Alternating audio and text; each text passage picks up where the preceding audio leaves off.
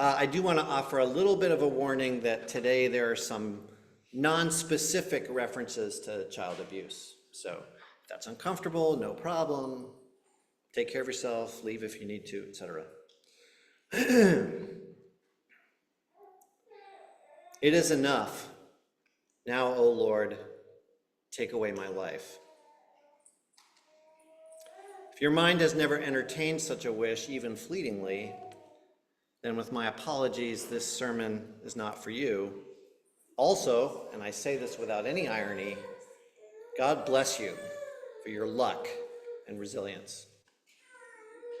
If you have ever been to such a place of darkness and despair, then I hope our passage from 1 Kings reassures you that you are in good company.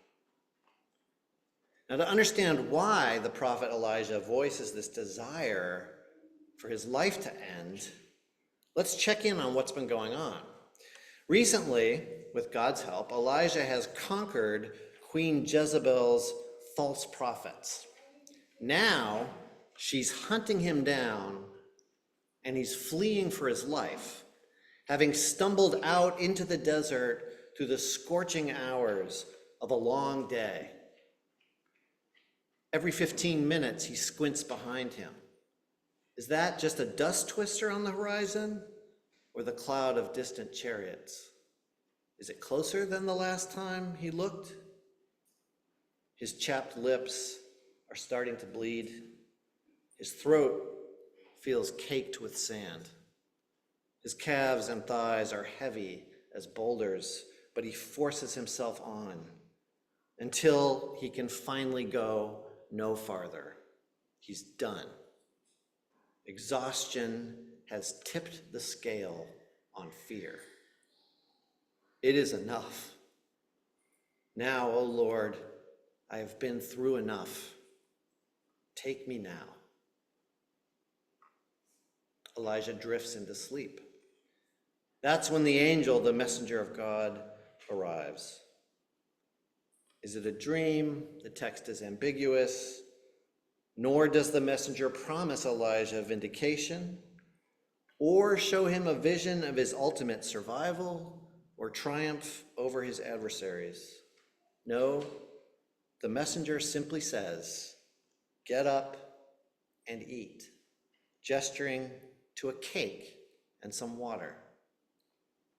"Get up and eat," the angel says a second time, "or the journey will be too much for you." Whereupon Elijah ate and drank. Then he went on the strength of that food 40 days and 40 nights to Horeb, the Mount of God. Of course, this detail echoes the Israelites' 40 years in the wilderness between slavery and promised land. Also, Mount Horeb, also called Sinai, is the place where Moses spoke to God and where Elijah will soon be granted his own audience as God appears to him not in thunder or a great whirlwind, but in a still, small voice. This is not what Elijah wants. He wants to be vindicated, or at least left alone to die. It's not what he longs for, this stone-fired cake and jar of water, but it is food for the journey. It is literally the bread of life to carry him through to his encounter with the divine. It is enough. In our gospel today, Jesus proclaims that he is the bread of life, and thus the fulfillment of this story and many others like it. His words promise that in that place of utter abandonment, in that place of despair and depletion and collapse, God has in fact laid a table. It's there if we look for it. Not a gourmet meal, not a vanquishment of all that pursues us, but sustenance, nourishment, fuel for the path ahead, and a pledge that is endless as the desert may look, it does not go on forever. So get up and eat. Elijah's story makes me think of a New York Times piece that I read last week. Back in 2019, New York State passed a law that opened a window in which adult victims of child abuse could sue responsible parties, even if the statute of limitations had passed. Many suits were filed, the very oldest of them by a man in his late 70s named Robin Davis. It went all the way back to the winter of 1956. Perpetrator was a basketball coach at Davis's school. The location was that coach's parked car. The time period, a searing stretch of weeks in the winter of Davis's 5th grade year. In the trial, Davis testified that he had gone on to a high-flying financial career on Wall Street, where he founded a charity, Help for Children, whose sole cause was fighting child abuse. But the memories stalked his dreams and stirred his waking thoughts into anxiety. At work, he developed a hair-trigger intolerance for what he perceived as unfair treatment of himself or others, and this got him fired numerous times. At home, his fear of intimacy poisoned all 3 of his marriages. Worst of all was the shame and guilt Davis felt for never having told his parents. I never got the words out of my mouth, he said. Because of me, how many people did that guy nail? Because I didn't tell my mother. That's crushing to me. Because the events occurred so long ago, there was no documentation of the basketball program, no extant records of the coach. That man and any witnesses were now dead or impossible to locate. Davis was suing his childhood city, Freeport, New York, for damages. But mostly it was Davis up on the witness stand, testifying about his PTSD, venting desperate guilt for his long silence.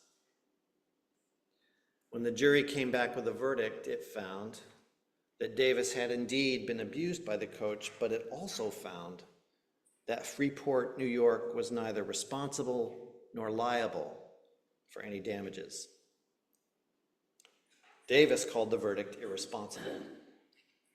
He had hoped to taste the bread of vindication, to slake a lifetime's thirst for justice. He had planned to funnel the case's financial damages into his charity. Instead, all the verdict gave him was words. I imagine Davis in that moment as a contemporary Elijah, running from a past that has pursued him down the years, deflated and alone, collapsing in some metaphoric scrubby tree's meager shade. It is enough. Now, O Lord, take away my life. I thirsted for costly accountability, and you gave me cheap acknowledgement. I hungered for damages, and you gave me talk. And yet, as with Elijah in his despair, Davis also found nourishment he did not expect from a messenger in a surprising form. In the course of the week-long court case, a trauma expert, a psychologist, had given a presentation so dry that it actually put one of the jurors to sleep. But Davis hung on to every word. The psychologist added to the well-known trauma responses of fight or flight a third category that researchers have identified and that Davis had never heard of: freeze. Fight, flight, or freeze. In that freeze response, the victim shuts down, goes still, stops moving, and just endures the experience silently so as to get through it alive. As the psychologist described what Davis had done, as she explained why he had never found the words to report what happened, Davis silently wept into his hand. To quote the article, that single word, freeze, was like a pardon handed down upon a 10-year-old boy who had lived with the weight of having said nothing. To the 79-year-old man he became, that word swept in feelings altogether new to him. Absolved, not guilty. Do the powerful get held to account in Davis's story? Is the criminal finally apprehended?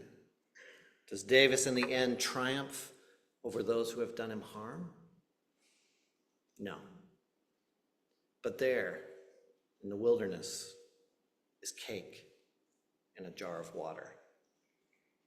There is a divine messenger who awakens Davis to his own innocence, saying, "Get up and eat."